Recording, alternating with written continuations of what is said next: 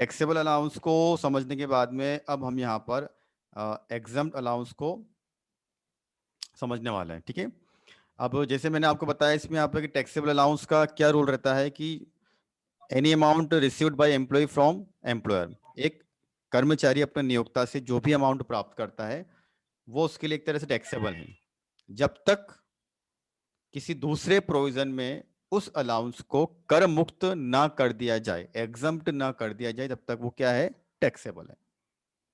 ठीक है, अब उसके अंदर हमको ये समझना है कि ऐसे कौन कौन से अलाउंस है जिसको यहाँ पर इनकम टैक्स प्रोविजन में, इनकम टैक्स एक्ट में एग्जम्प्ट किया हुआ है।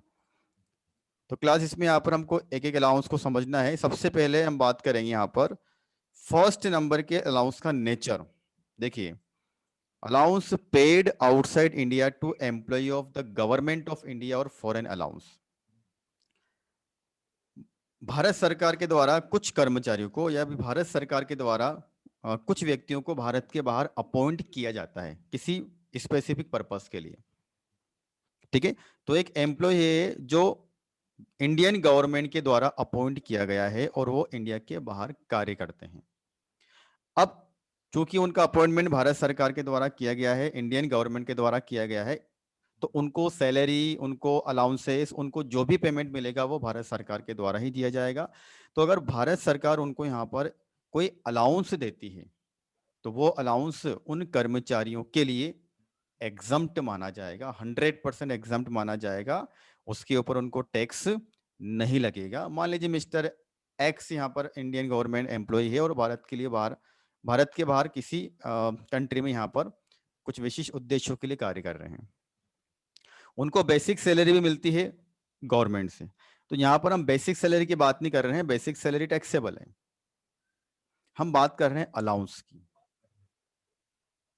बेसिक सैलरी भी गवर्नमेंट के द्वारा ही दी गई और अलाउंस भी गवर्नमेंट के द्वारा भी दी गए। ठीक है, तो बेसिक सैलरी को लेकर हम बात नहीं कर रहे हैं, हम बात कर रहे हैं अलाउंस। तो अलाउंस जो पे किया जाएगा उनको इंडिया के बाहर, वो उनके लिए क्या है, एग्जम्प्ट। ऐसे अमाउंट के ऊपर उनको टैक्स नहीं लगेगा। मान लीजिए यहाँ पर 5 लाख रुपए की किसी की सैलरी है, बेसिक सैलरी, उनको 1 लाख रुपए का अलाउंस मिला इंडिया के बाहर, तो जब उस एम्प्लॉय की यहाँ पर टोटल सैलरी का कैलकुलेशन किया जाएगा तो उसमें 5 लाख रुपीज तो टैक्सेबल है उनके लिए, लेकिन वो जो 1 लाख रुपीज का अलाउंस उनको मिला है वो टैक्सेबल नहीं माना जाएगा। ठीक है, तो होली एग्जेम्प्टेड अलाउंस, संपूर्ण कर्म, पूर्णतया करमुक्त भत्ते, उसके अंदर हमको सबसे पहला जो अलाउंस है वो क्या समझना है, allowance paid outside India to employee of the government of India, जिसका नाम क्या होता है, विदेशी भत्ते, फॉरेन अलाउंस।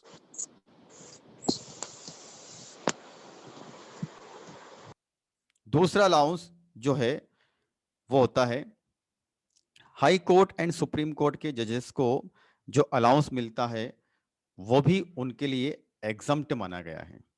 अब इसमें कुछ अलाउंसेस को कवर किया गया, बाकी हमारा जो मेन पॉइंट है आपको क्या याद रखना है, high court and supreme court के जज को जो अलाउंसेस मिलते हैं, जो भत्ते मिलते हैं, वो एग्जम्प्ट होते हैं। इसी प्रकार थर्ड नंबर का जो अलाउंस है, allowance received from UNO, United Nation Organisation के जो मेंबर्स होते हैं उनको जो अलाउंस मिलते हैं वो भी एग्जम्प्ट माने गए हैं। ये सब स्पेसिफिक केस है, ये सब विशिष्ट केस है जो आपको समझने हैं, याद करने हैं। SAARC member,